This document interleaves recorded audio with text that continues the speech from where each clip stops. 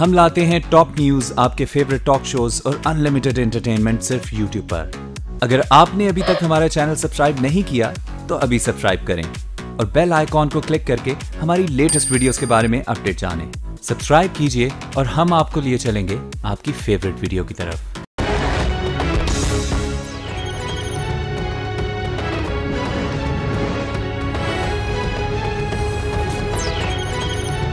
जी अस्सलाम वालेकुम। प्रोग्राम में आज सबसे पहले बात करेंगे सेनेटर निहाल हाशमी की तौहीन अदालत में सजा के मुतालिक और पार्लियामेंटेरियन की नाअहली की मुद्दत क्या होनी चाहिए, इस हवाले से।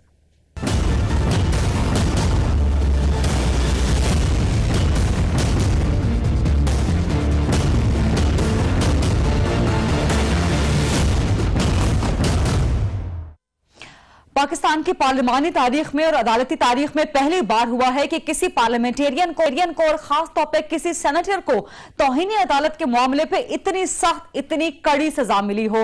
नून लीग के सेनेटर, जो कि अब सेनेटर नहीं रहे, निहाल हाशमी साहब, उन्हें अदालत के खिलाफ नाजेबा कलिमात अदा करने पे जो 1 साल से केस चल रहा था, उसमें आज 1 महीने की कैद हुई है, 50,000 का जुर्माना हुआ है और 5 साल के लिए नाअहली भी उन्हें बर्दाश्त करनी पड़ेगी। कहने वाले कह रहे हैं कि शायद निहाल हाशमी की यह सजा ऐसे वक्त में कि जब सेनेट के इंतखाबात सिर्फ 1 महीना दूर हैं, शायद ये किसी को पैगाम है, शायद ये नवाज शरीफ साहब को पैगाम है, शायद ये पूरी नून लीग को पैगाम है। और ऐसा कहने वाले शायद गलत भी नहीं कह रहे, क्योंकि आज ही तलाल चौधरी साहब को भी तौहीन अदालत का नोटिस जारी हो चुका है। 6 फरवरी को अब उनकी सुनवाई की जाएगी। क्या निहाल हाशमी के बाद अब तलाल चौधरी की बारी है, यह भी देखना पड़ेगा।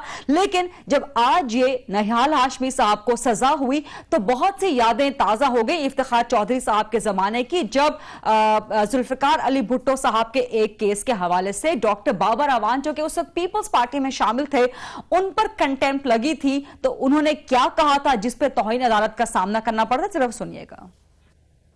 अंदर बैठा हुआ सा अदालत के अंदर शहीद भुट्टो के मुकदमे के दौरान मेरे एक सराकी सूफी शायर दोस्त ने मैं को भेजा एक शेर, उस शेर मैं तबसरा करना चाहना वा।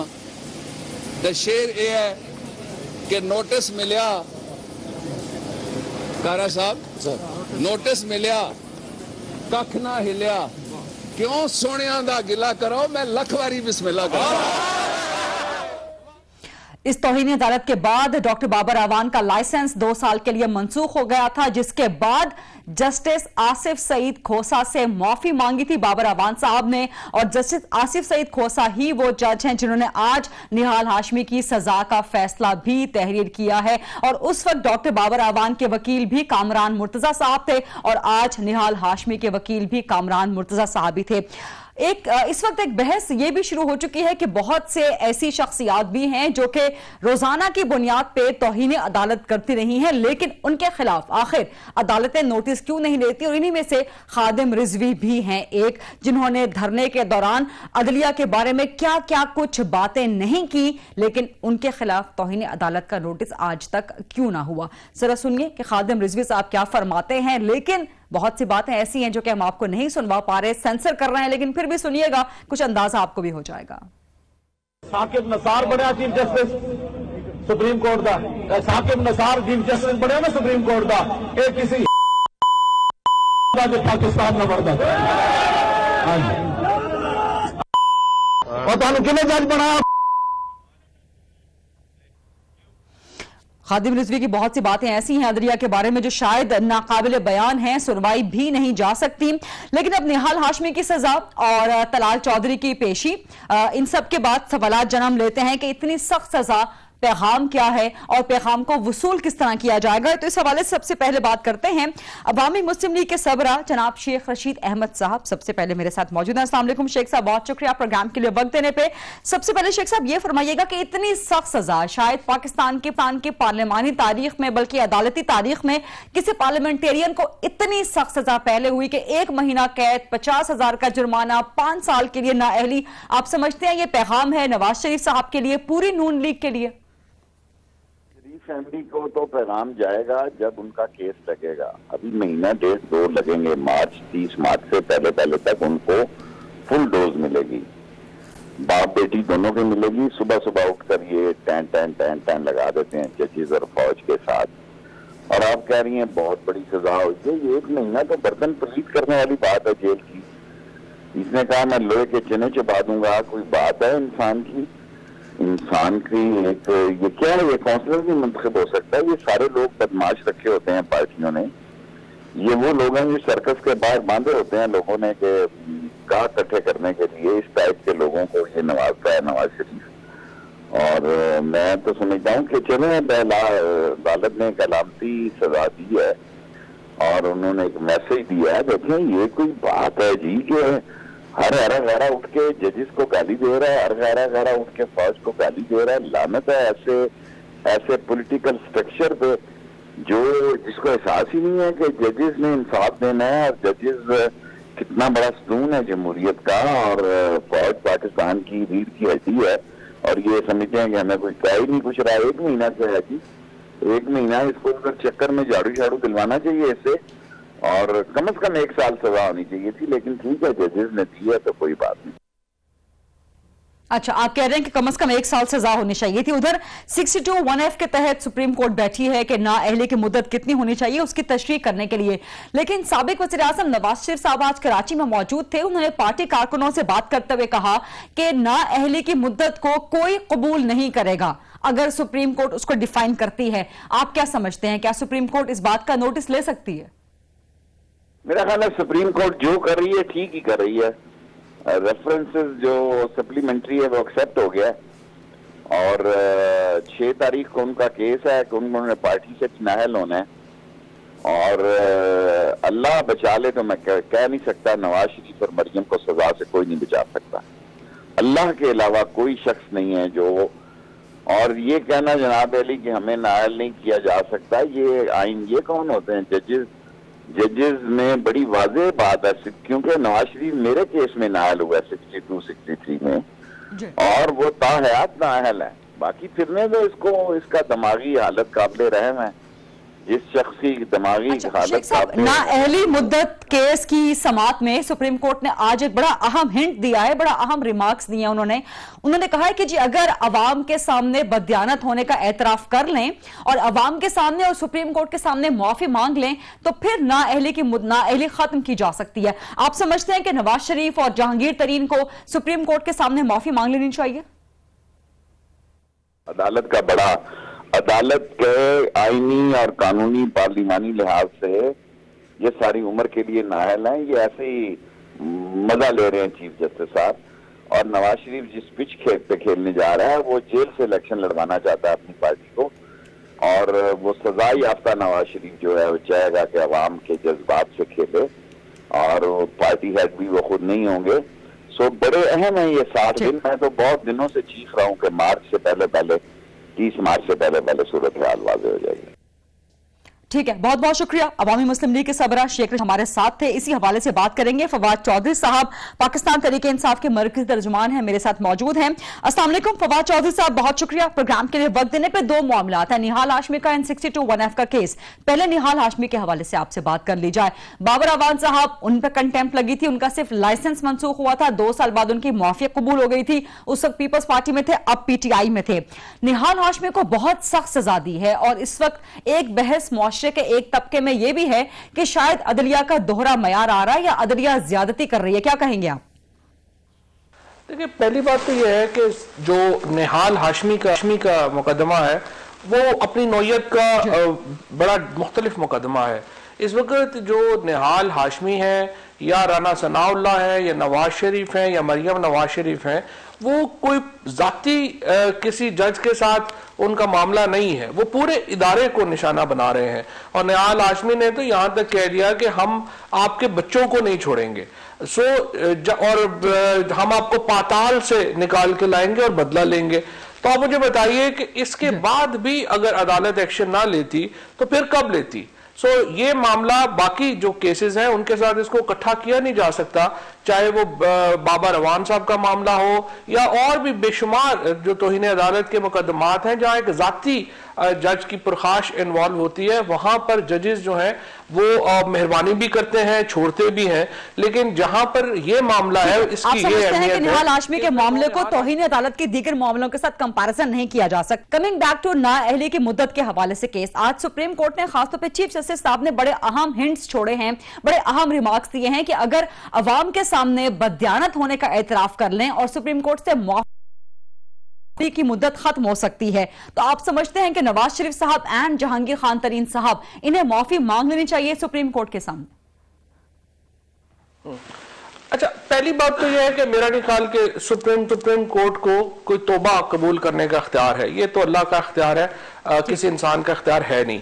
और सुप्रीम कोर्ट की तरफ से ये कहना कि तौबा कर लें तो हम सोचेंगे, ये एक मुनासिब बात नहीं है। आपने कानून के मुताबिक अमल करना है, जो कानून में लिखा हुआ है उसके मुताबिक आपने चलना है। जहां तक आर्टिकल 62(1)(f) की तशरीह का ताल्लुक है, मेरे ख्याल में दोबारा ये फर्ज पार्लियामान का था कि वो इसके नीचे रूल्स बनाती और एक कॉन्क्रीट जो इसकी इस्तेलाह करती कि किस तरह से इसको इंटरप्रेट किया जाना चाहिए। अनफॉर्चुनेटली चूंकि पार्लियामान ने जिस तरह बाकी कोई काम नहीं किया, यहां पर भी वैक्यूम छोड़ दिया, जिसके नतीजे में हम देख रहे हैं कि एक खला है जिसको सुप्रीम कोर्ट ने पुर किया है। मुझे नहीं लगता कि सुप्रीम कोर्ट को एक मुद्दत दे सकती है इसमें नाअहली के लिए, क्योंकि जो वाकयात हैं और फैक्ट्स हैं उनको इग्नोर नहीं किया जा सकता। मतलब नवाज शरीफ साहब का केस है कि उन्होंने पाकिस्तान से 300 अरब रुपया पैसा कमाया और फिर उसको बाहर लाउंडर किया, जो बहुत ही एक संगीन इल्जाम है, और फिर कंसीलमेंट की। जहांगीर तरीन साहब का मुकदमा यह है कि उनको उनके वकील ने कहा कि जो प्रॉपर्टी आपकी बाहर है वो उसकी फर्म के मालिक आपके बच्चे हैं, लिहाजा आपका डिक्लेयर करना जरूरी नहीं है। आपने तमाम जो पैसे हैं, जब पाकिस्तान से पैसे बाहर गए वो लीगल चैनल के जरिए गए, टैक्स पेड गए, सो आपका मामला मुख्तलिफ है। सो जहांगीर तरीन साहब का जो मुकदमा है उसको किसी तौर के ऊपर नवाज शरीफ साहब से उसका कंपैरिजन करना ही गलत है। इस तरह के आप कहते हैं कि जहांगीर तरीन साहब और नवाज शरीफ साहब का कंपैरिजन नहीं किया जा सकता और तौबा का इख्तियार सुप्रीम कोर्ट को हासिल नहीं है, लेकिन अभी भी चूंकि एक ऑप्शन मौजूद है जो कि सुप्रीम कोर्ट ने आज रखी है केस की सुनवाई के दौरान, तो क्या नवाज शरीफ साहब माफी मांगेंगे या क्या उनको माफी मांगनी चाहिए?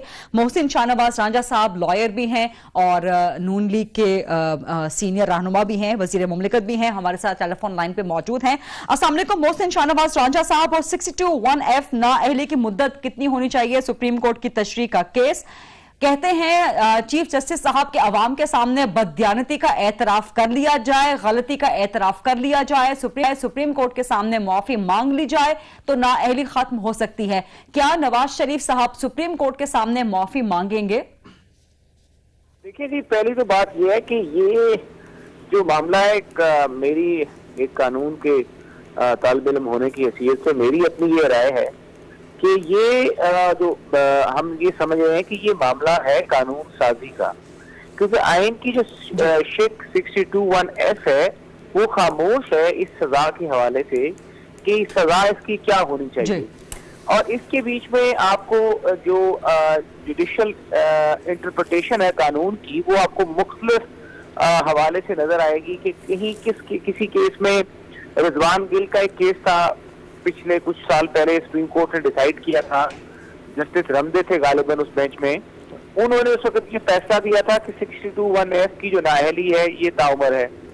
उसके बाद लेकिन उसमें जारी डिग्री वाला केस था, और फिर 62(1)(f) कुछ ऐसे केसेस जिनके बीच में मिस डिक्लेरेशन थी असासों की, जिस तरह जस्टिस इफ्तिखार चीमा साहब का एक केस था कुछ अर्से पहले कि उन्होंने मिस डिक्लेरेशन अपनी कोई बीवी का गालिबन अकाउंट था वो डिक्लेयर नहीं हुआ था, जो कि बाद में पता लगा कि अकाउंट था और उसके बाद उनको नाअहल किया गया उस डिक्लेरेशन की बेसिस पे, लेकिन वो इलेक्शन लड़ने के फौरन बाद वापस दोबारा इलेक्शन लड़के आ गए। तो अब इसके ऊपर 62(1)(f) की जो है, जो लॉ है, कानून है, जो आइन है, वो खामोश है।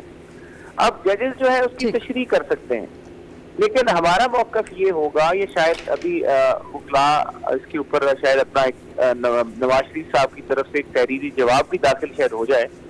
इसमें शायद राय ये बन रही है वकला की, जो आला वकला है सुप्रीम कोर्ट के, सीनियर वकला कि ये कानून साजी जो है तशरीह जरूर की जा सकती है कानून की, जब कानून में कोई चीज मौजूद हो।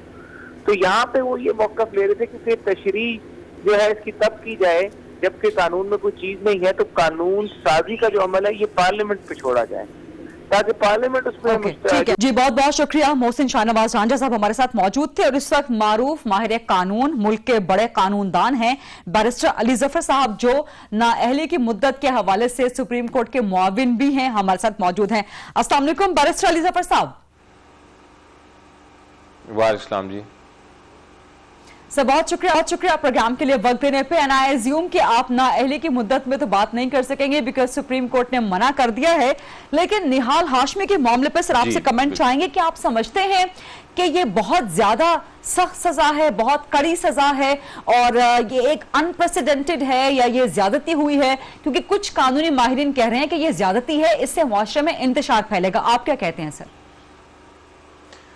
जी देखें, जो तौहीन अदालत का कानून होता है ये बहुत एक अगर बहुत इंतहाई, और मैं बार बार स्ट्रेस करता हूँ, बहुत इंतहाई कोई बदतमीजी करे या कोई बहुत ज़्यादा बात करे जो तौहीन अदालत के ज़िम्मे में आती हो और बार बार करे, तो फिर उस पर नोटिस दिया जाता है, वरना आम हालात में इसका नोटिस नहीं कोर्ट लेता, क्योंकि ये कंटेम्प्ट का कोर्ट एक हथियार नहीं होता, ये एक डिफेंसिव होती है चीज।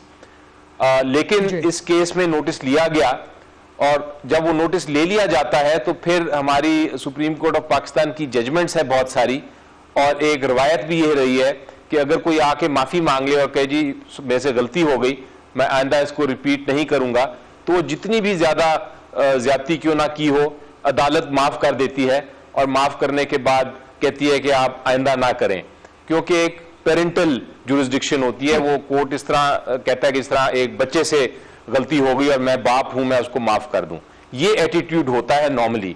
तो इस बार जो देखा गया है वो रवायत से हटके जरूर है, और रवायत के हद से इस तरह है कि उन्होंने माफी मांगी और माफी मांगने के बावजूद उनको सजा दी गई। ऐसा मुझे पहले नजर नहीं आया होता, मैंने नहीं देखा, तो इसलिए काफी अजीब बात लगी। लेकिन इसका एक माहौल है और वजह इसकी ये है कि नवाज शरीफ साहब और उनकी साहबजादी और उनके बाकी जो कुछ वज़रा हैं, वो कोई ऐसी एक उन्होंने तूफान बदतमीजी लगाया हुआ है, इतनी इंतहा तक ले गए हैं ज्यादती को कि मेरा ख्याल है अदालत मजबूर हो गई कि नोटिस के बावजूद और माफी के बावजूद वो सजा देनी पड़ी उनको। तो मुझे अब ये लगता है कि अब चूंकि उन्होंने सजा दे दी है और एक शख्स को दे दी है, तो अब लगता है मुझे कि सुप्रीम कोर्ट को ये बाकी लोगों को भी नोटिस दे के इसी तरह की कुछ सजा देनी पड़ेगी या कम से कम बुला के पूछना पड़ेगा। बेहतर तो ये होता मेरे अंदाजे में कि ये जो एक पॉलिटिकल स्ट्रेटजी चल रही है वो उसकी तरफ कोर्ट ना गौर करती और कोर्ट कंटेम्प्ट का नोटिस किसी को भी ना देती, लेकिन चूंकि अब कार्रवाई हो गई है तो अब मुझे लगता है कि शायद आगे तक चली जाए। ठीक है, बहुत बहुत शुक्रिया। बैरिस्टर अली जफर साहब अपनी राय, अपना तबसरा दे रहे थे इस हवाले से।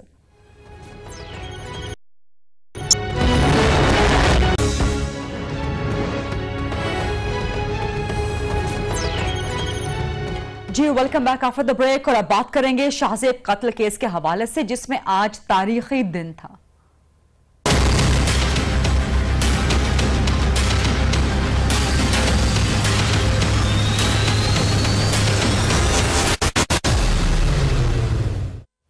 कराची का एक मासूम नौजवान शाहजेब, जिसे 25 दिसंबर 2012 को कत्ल कर दिया था वडेरों जागीरदारों के बेटों और उनके दोस्तों ने, और उनके मिलकर 7 जून 2013 को इस बहुत हाई प्रोफाइल और बहुत बड़े केस जिसने पूरे पाकिस्तानी मुआशरे को हिला के रख दिया था, 7 जून 2013 को शाहरुख जतोई, जो कि शाहजेब का कातिल था, और उसके बाकी 3 साथी, इन्हें सजाए मौत और उम्र कैद सुनाई गई थी। लेकिन उसके बाद इस केस में ड्रामाई मोड़ आया था जब शाहरुख जतोई के वालिदैन ने और दीगर रिश्तेदारों ने शाहजेब के वालिदैन पर दबाव डाल के उन्हें लालच दिया और दियत के इस्लामी कानून का गलत इस्तेमाल करते हुए उन्हें बहुत बड़ी दियत की रकम, जिसमें पाकिस्तान में एक बहुत बड़ा बंगला, कराची में बंगला, ऑस्ट्रेलिया में एक फ्लैट और करोड़ों रुपए की रकम थी वो मुहैया की गई, जिसके बाद 9 सितंबर 2013 को शाहजेब के वालिदैन ने शाहरुख चतोई समेत दीगर 3 मुल्जिमान को माफ कर दिया था।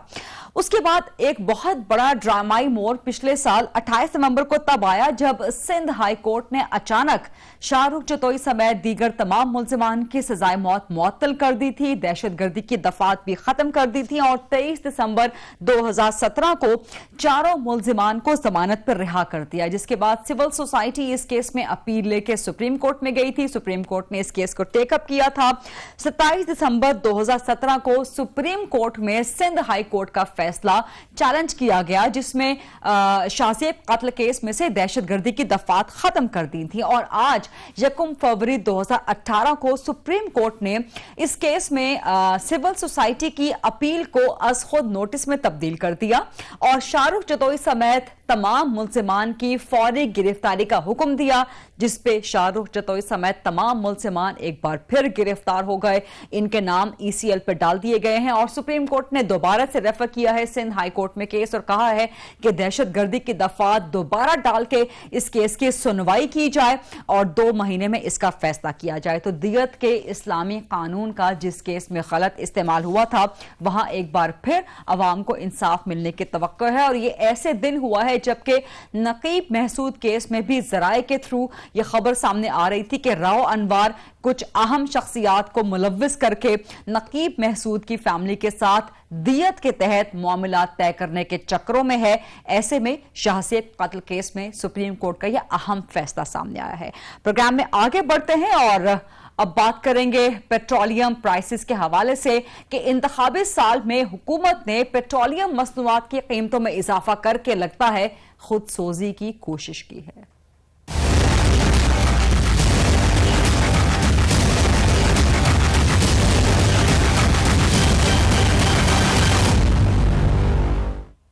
इंतखाबी साल में और खासतौर पर ऐसे वक्त में कि जब आम इंतखाबात में 4 या 5 महीने से भी कम वक्त रह गया है, लगता है कि नून लीग की हुकूमत ने खुदसोजी की कोशिश की है और खुदसोजी भी अपने ऊपर पेट्रोल छिड़ककर आग लगाने के मुतरादिफ, क्योंकि कल ही हुकूमत ने पेट्रोलियम मसनूआत में होशरुबा इजाफा किया है और ऐसा इजाफा जो कि अवाम के ऊपर पेट्रोल बम बन के गिरा है। पेट्रोल की कीमत में सीधे सीधे 3 रुपए का होशरुबा इजाफा कर दिया है, जबकि मिट्टी के तेल की कीमत में, डीजल की कीमत में 6 रुपए का इजाफा कर दिया है। पेट्रोल की प्राइसेस बढ़ती हैं तो लामहला दीगर चीजों की कीमतों में इजाफा हो जाता है। ट्रांसपोर्ट के किराए बढ़ जाते हैं।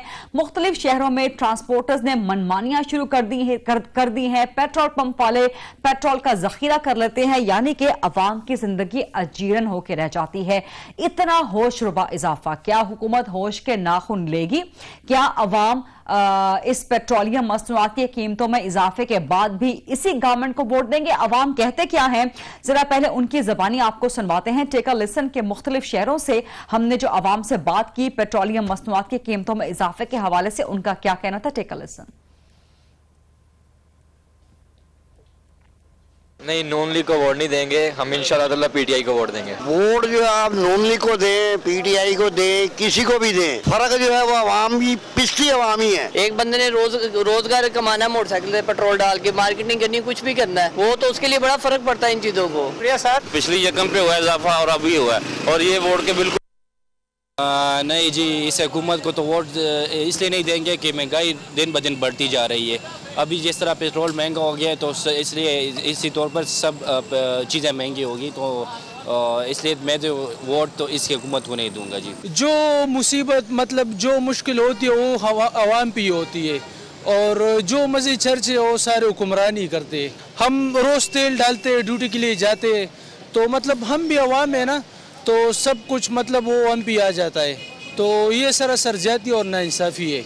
वोट तो बस PTI के लिए, जो आवाम को सपोर्ट करे, गरीब आवाम को सपोर्ट करे, गरीब लोगों को सपोर्ट करे, जो महंगाई की बजाय सस्ताई लेकर आए हम उसको सपोर्ट करें। हमारा ख्याल रखना चाहिए, इसमें देखना चाहिए कि गरीब लोग इतना नहीं अफोर्ड कर सकते, ये दिन ब दिन ऊपर की तरफ जा रहा है, तो ये हमसे बहुत मुश्किल हो रहा है। मुसीबत ही है, गरीब आदमी तो मारा गया है। बार बार जो पेट्रोल महंगा हो रहा है तो हुकूमत को चाहिए कि हमारे लिए, गरीबों के लिए बारे में सोचना चाहिए। तो आम लोगों को सोचना चाहिए कि वो देख के लीडर को चुने। कम करना चाहिए और क्या करना चाहिए, और तो कुछ हो नहीं सकता। अवाम क्या कहते हैं उनकी बात तो आपने सुन ली। बात करेंगे हम मुख्तलिफ शहरों में आज न्यूज के रिपोर्टर से और उनसे जानने की कोशिश करेंगे कि पेट्रोलियम मसनूआत की कीमतों में इजाफे के बाद सिचुएशन क्या है। सबसे पहले बात करेंगे कराची के हवाले से, चूंकि मुल्क का सबसे बड़ा शहर है। शहरियार साजिद मेरे साथ मौजूद हैं। अस्सलाम वालेकुम शहरियार, और ये बताएं कि कराची शहर में पेट्रोलियम मसनूआत की कीमतों में इजाफे के बाद सिचुएशन क्या है? पेट्रोल पंप से पेट्रोल मिल रहा है, कितने का मिल रहा है, अवाम क्या कहते हैं, ट्रांसपोर्ट की क्या सिचुएशन है? जी बिल्कुल, एक दफ़ा फिर पेट्रोल की कीमतों में जो इजाफा कर दिया गया है और शहरी इसकी वजह से बहुत ज़्यादा परेशान है, क्योंकि जब भी कीमतें बढ़ती हैं तो हर चीज़ की कीमत में जो वो इजाफा हो जाता है। मैं एक्चुअल कीमत दिखाना चाहूँगा। इस वक्त पेट्रोल की कीमत जो है वो 84.94 हो चुकी है, 2.98 जो है इसमें इजाफा हुआ था, जबकि डीजल की कीमत तकरीबन 6 रुपये में इजाफा हुआ था और अब जो इसकी एक्चुअल कीमत है वो 96.31 है। इस वक्त मेरे साथ कुछ शहरी भी मौजूद है, मैं इनसे भी बातचीत करना चाहूँगा और इनसे पूछूंगा कि हर बार जो है वो इजाफा हो जाता है और CNG वैसे ही 2 दिन से बंद है और जाहिर है लोग पेट्रोल ही डलवाएंगे, लेकिन पेट्रोल की कीमतों में हर महीने हम देखते हैं, हर 2 महीने बाद, 3-6 महीने बाद जो इनमें इजाफा कर दिया जाता है। क्या कहना चाहेंगे, क्योंकि हर दफा जो है पेट्रोल बम गिरा दिया जाता है? 1 महीने बाद भाई इजाफा कर देते हैं, हर 2 महीने बाद इजाफा हो जाता है इनका और कोई मैटर नहीं है। बस गरीबों को तंग कर रहे हैं हम लोग, क्या कर रहे हैं हम लोग, कहाँ जाएंगे हम लोग? इतना तंग कर दिया हम लोगों को, हम कुछ कर नहीं सकते। हर दफा ना पेट्रोल महंगा कर देते हैं, डीजल महंगा कर देते हैं, CNG महंगी कर देते हैं। ठीक है, हम लोग खुद शहरियार आपका बहुत बहुत शुक्रिया, आपका बहुत बहुत शुक्रिया। और अब हम कराची से वापस आएंगे लाहौर से आज न्यूज के रिपोर्टर फैसल तारिक मेरे साथ मौजूद हैं। फैसल, आप बताएं कि लाहौर में क्या सिचुएशन है पेट्रोलियम प्राइसेस बढ़ने के बाद? जी, हुकूमत की जानिब से एक मरतबा फिर पेट्रोलियम मसनूआत की कीमतों में इजाफा कर दिया गया है। ओगरा की सिफारिशात पर हुकूमत की जानिब से पेट्रोल की कीमत में 3 रुपये के करीब इजाफा किया गया है। इससे पहले भी 1 जनवरी को जब नए साल का आगाज हुआ था 2018 का, तो उसके अंदर भी हुकूमत की जानिब से 4 रुपये के करीब पेट्रोल की कीमत में इजाफा किया गया था। मजमूई तौर पर अगर बात की जाए तो नए साल के आगाज पर और अब 2 महीनों के अंदर 7 रुपये के करीब जो ओगरा की सिफारिशात पर हुकूमत की जानिब से पेट्रोल की कीमत में इजाफा कर दिया गया है। अवाम की जानिब से शदीद गम और गुस्से का इजहार किया जा रहा है। उनकी जानिब से यही मुतालबा किया जा रहा है कि जो पेट्रोल में कीमत में इजाफा किया गया है हुकूमत इसको फिलफोल वापस ले। ओपोजिशन की अगर बात की जाए तो बहुत बहुत शुक्रिया फैसल तारिक आपका। लाहौर से चलेंगे इस्लामाबाद। यासिर नजर हमें बताएंगे कि इस्लामाबाद में शहरी क्या कहते हैं और वहां पे पेट्रोलियम प्राइसेस के बाद ट्रांसपोर्ट की सूरत हाल क्या है, बताइएगा यासिर। जी बिल्कुल, पेट्रोलियम मसनूआत की कीमतों में जो इजाफा किया गया है इसकी वजह से आवाम जो है खासे परेशान है और वो लोग जो पब्लिक ट्रांसपोर्ट पे सफ़र करते हैं, टैक्सी गाड़ियों में सफ़र करते हैं, उन्होंने अपने किराए बढ़ा दिए हैं, जिसकी वजह से उनकी जो परेशानी है उसमें इजाफा हुआ है। इसके साथ साथ जो मुख्तलिफ रूट पर चलने वाली गाड़ियाँ हैं, चाहे वो अंदरून शहर हो या अंदरून मुल्क जो चलने वाली गाड़ियाँ हैं, उन्होंने भी अपने किरायों में इजाफा किया है, जिसकी वजह से भी जो शहरी हैं परेशान है। इसके साथ साथ जो सब्जियाँ हैं और जो एशियाए खुर्दनोश हैं उनकी कीमतों में भी हम देख रहे हैं कि आज सुबह से इजाफा कर दिया गया है, जिसकी वजह से आवाम जो है परेशानी से दो चार हैं, क्योंकि गुज़श्ता 3 माह से मुसलसल पेट्रोलियम मसनूआत जो है इनकी कीमतों में इजाफा हुआ है। यासिर नजर बहुत शुक्रिया इस अपडेट करने के लिए। इस्लामाबाद के साथ आगे चलेंगे पेशावर, वहां से काशान आवान हमें अपडेट करेंगे। काशान, पेशावर का बताइएगा।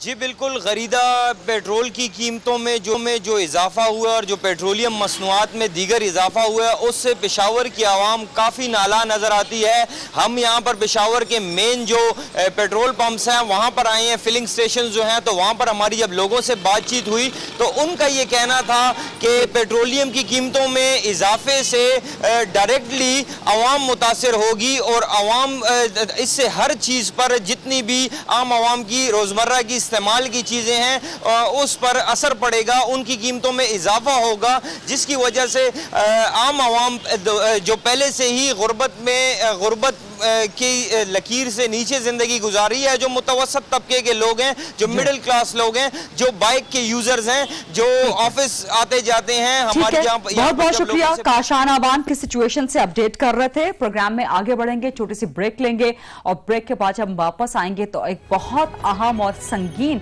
मुआशरती इशू की तरफ आपकी तवज्जो दिलाएंगे।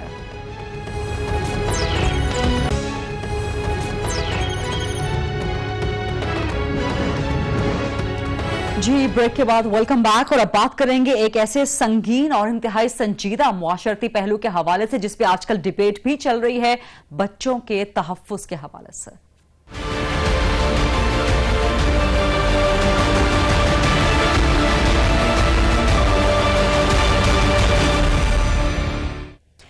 जब से कसूर की मासूम ज़ैनब का मामला सामने आया है, उसके बाद से मुल्क भर से अफसोसनाक सूरत हाल है कि बच्चियों के साथ ज्यादती के वाकयात मजीद बढ़ते चले जा रहे हैं या शायद उन्हें मीडिया में रिपोर्ट होने का अंसर जो है वो बढ़ता जा रहा है। मर्दान की मासूम आसमा भी उसकी एक मिसाल है। इन दोनों बड़े वाकयात के बाद पूरे मुआशरे की बुनियादें हिल के रह गई हैं, जड़ें हिल के रह गई हैं, लोग अंदर तक खौफजदा होकर रह गए हैं और परेशान भी हैं। इसी वजह से मीडिया ने एक डिबेट का आगाज किया था, खासतौर पे वालिदैन और वालिदैन से ज्यादा बच्चों की आगाही के हवाले से कि जब वो अजनबियों के साथ डील करें तो किस तरह से डील करें। बच्चों को गुड टच के बारे में और बैड टच के बारे में आगाही होनी चाहिए। अफसोसनाक बात है कि नकीब महसूद के जिरगे में नून लीग के एक सेनेटर जो कि सेनेट की ह्यूमन राइट्स इंसानी हुकूक कमेटी के मेंबर भी हैं, निसार मोहम्मद साहब। अफसोसनाक बात है कि एक मकसूद जो कि पुलिस मुकाबले में ही मारा गया था, पुलिस के फायरिंग का कराची में निशाना बना था, उसकी छोटी बहन के साथ बात करते हुए नून लीग के इस सेनेटर ने इंतहाई नामुनासिब, इंतहाई गैर अखलाकी हरकत की, बैड टच किया इन्होंने उस मासूम बच्ची के साथ जो कि शायद अपने भाई के हलाकत के गम में मुब्तला थी और ये सब एक भरे जिरगे में भरे मजमुए के सामने हो रहा था। ये बैड टच की एक बहुत बुरी मिसाल है जिसपे नून लीग ने अभी तक अपने सेनेटर के खिलाफ कोई भी नोटिस नहीं लिया। नून लीग को इस सेनेटर का शो कॉज नोटिस जारी करना चाहिए। ये एक छोटा सा वाकया था लेकिन इसका इंपैक्ट बहुत ज्यादा है जो कि आज हम प्रोग्राम में बात करना चाह रहे थे। ये था आज का प्रोग्राम, देखने का शुक्रिया। I will see you tomorrow. Allah Hafiz.